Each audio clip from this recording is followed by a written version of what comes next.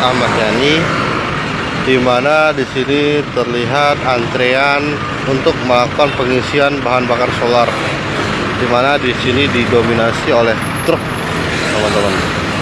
Nah, seperti kita lihat, teman-teman, pengisian ini cukup lumayan panjang.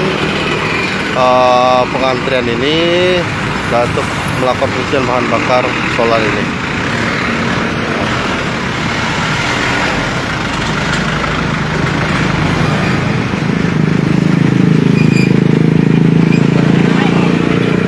Banyak sopir yang mengeluh, teman-teman.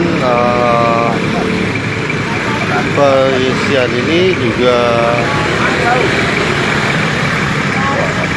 agak lumayan sulit didapat, harus antri, teman-teman.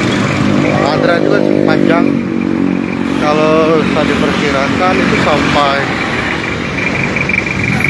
banyak warga juga mengeluh karena karena antrian ini banyak.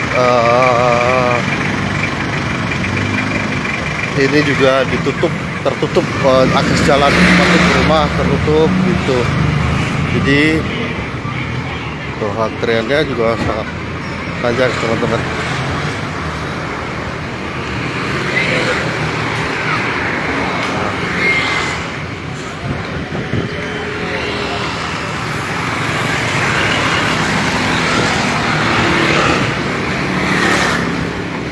Kak, wawancara dikit Kak. Ini goreng-gorengan dulu. Oh, lapar. Lama menunggu Kak, sudah. Sejam. Tunggu. Sopir udah sejam tadi nunggu dia, teman-teman.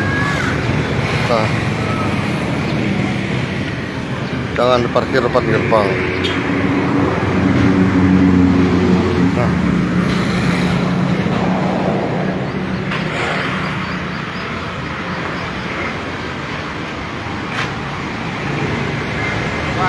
Mana?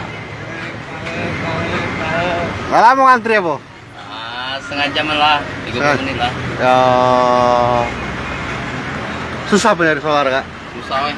Hah? Susah. Dari mana nih kita, Kak? Dari Tulung Selapan. Oh, Tulung Selapan. Oh, ngantri terus apa? Yo, tiap hari ngantri terus. Setiap hari ngantri ya. Ya udah ngantri gitu ngisi eceran besar itu. Biaya ongkos Berapa kalau eceran, Kak? 7.000. 7.000 seliter.